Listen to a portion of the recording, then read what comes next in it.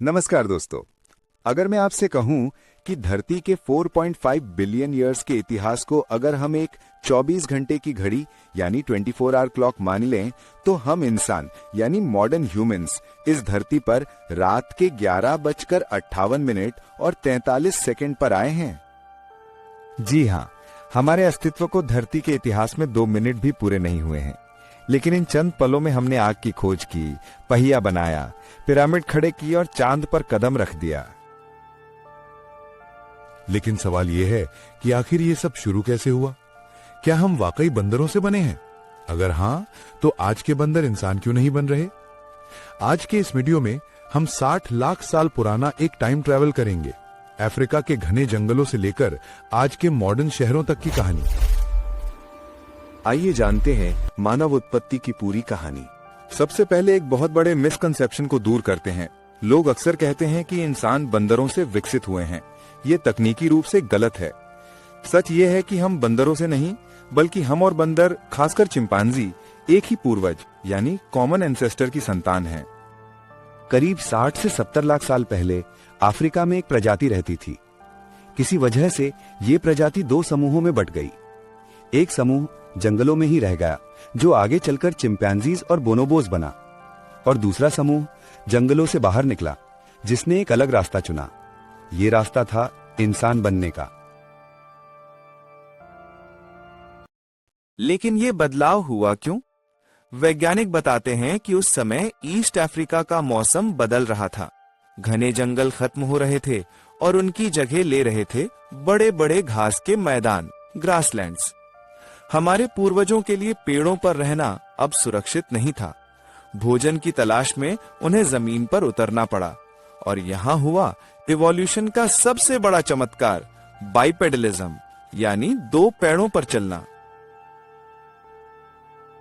1974 में वैज्ञानिकों को इथियोपिया में एक कंकाल मिला, जिसे नाम दिया गया लूसी। ये ऑस्ट्रेलोपिथिकस प्रजाति की थी। लूसी पूरी तरह इंसान नहीं थी, उसका दिमाग छोटा था, लेकिन वो 2 पैरों पर सीधा चल सकती थी। सीधा चलने का फायदा ये हुआ कि अब उनके हाथ खाली थे, चीजों को उठाने के लिए और बाद में हथियार बनाने के लिए। समय का पहिया आगे बढ़ा। करीब 25 लाख साल पहले हमारे पूर्वजों के दिमाग का आकार थोड़ा बड़ा हुआ। यहां एंट्री होती है पहले होमो प्रजाति की, होमो हैबिलिस यानी हैंडीमैन। इन्होंने पत्थर के टुकड़े तोड़कर नुकीले औजार, स्टोन टूल्स बनाना शुरू किया। ये सुनने में साधारण लग सकता है, लेकिन उस समय ये एक टेक्नोलॉजी रेवोल्यूशन से कम नहीं था। इससे वे जानवरों की हड्डियों को तोड़कर बोन मैरो खा सकते थे, जिससे उन्हें हाई प्रोटीन मिला और उनके दिमाग का विकास और तेजी से हुआ। अब आता है इतिहास का सबसे महत्वपूर्ण मोड़। लगभग 18 लाख साल पहले आए होमो इरेक्टस। ये दिखने में काफी हद तक हम जैसे थे। इनके पास 2 सुपर पावर थीं, आग और घूमना। आग, इन्होंने आग पर काबू पाना सीख लिया था। आग का मतलब था सुरक्षा, गर्मी और सबसे जरूरी पका हुआ खाना, कुक्ड फूड। पके हुए खाने को पचाना आसान था, जिससे सारी एनर्जी पेट की जगह दिमाग को विकसित करने में लगने लगी।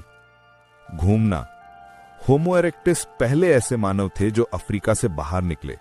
ये एशिया और यूरोप तक फैल गए।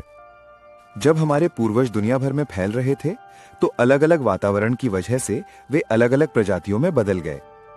यूरोप के ठंडे इलाकों में वे बने नियांडरथॉल्स।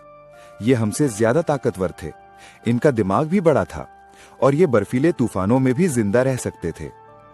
एशिया में डेनिसोवान्स थे, यानी उस वक्त धरती पर सिर्फ एक तरह का इंसान नहीं था, बल्कि इंसानों की कई प्रजातियां एक साथ रह रही थी। सोचिए, कैसा लगता होगा दुनिया को अपने ही जैसे दूसरे इंसानों के साथ साझा करना। और फिर करीब 3 लाख साल पहले अफ्रीका के किसी कोने में, शायद मोरक्को के पास, एक नई प्रजाति का जन्म हुआ। दिखने में ये बहुत ताकतवर नहीं थे, ना ही इनके पास बड़े नाखून थे, लेकिन इनके पास एक खास चीज थी, इनका प्रीफ्रंटल कॉर्टेक्स यानी दिमाग का अगला हिस्सा। ये थे होमो सेपियंस यानी हम। करीब 70,000 साल पहले होमो सेपियंस ने अफ्रीका से बाहर निकलना शुरू किया। लेकिन जब वे यूरोप और एशिया पहुंचे तो वहां पहले से ही नेएंडरथल्स और दूसरे मानव मौजूद थे। तो फिर बाकी सब कहां गए? हम अकेले कैसे बचे? इतिहासकार युवल नोआ हरारी अपनी किताब सेपियंस में इसे कॉग्निटिव रेवोल्यूशन कहते हैं। हमारे पास एक अनोखी शक्ति थी, भाषा, लैंग्वेज और कल्पना, इमेजिनेशन। निएंडरथल शेर के बारे में बात कर सकते थे, लेकिन होमो सेपियंस शेर की आत्मा या कबीले के देवता के बारे में बात कर सकते थे। इस फिक्शन यानी कहानियों ने हमें हजारों की तादाद में एकजुट होने में मदद की। हम बड़े समूहों में काम कर पाए और धीरे धीरे बाकी सभी प्रजातियां या तो हमसे हार गईं या संसाधनों की कमी से खत्म हो गईं। दोस्तों, 60 लाख साल का यह सफर पेड़ों से उतरने से लेकर चांद पर कदम रखने तक सिर्फ एक चीज की कहानी है, अडैप्टेबिलिटी, बदलाव को अपनाने की क्षमता।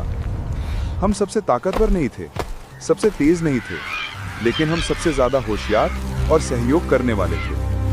आज हम जिस होमो सेपियंस के शरीर में हैं, वो 3 लाख साल पुराना मॉडल है, लेकिन हम इसे 21वीं सदी की दुनिया में चला रहे हैं। निएंडरथल्स भी बात कर सकते थे, लेकिन वो सिर्फ ये बता सकते थे कि देखो नदी के पास शेर है, भागो। लेकिन होमो सेपियंस यानी हम ऐसी चीजों के बारे में बात कर सकते थे जो असल में मौजूद ही नहीं थीं।